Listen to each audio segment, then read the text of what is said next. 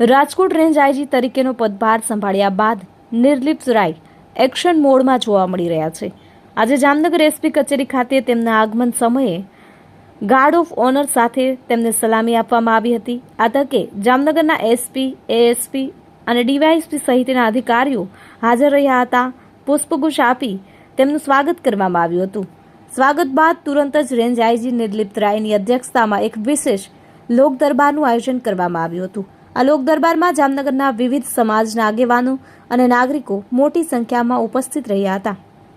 નિર્લિપ્ત રાયે લોકોના પ્રશ્નોને ખૂબ જ ગંભીરતાથી સાંભળ્યા અને કાયદો વ્યવસ્થાની પરિસ્થિતિ અંગે સીધો સંવાદ કર્યો હતો. ખાસ કરીને પાયાના પ્રશ્નો અને પોલીસ કામગીરી અંગે પણ તેમને જરૂરી સૂચનાઓ આપી.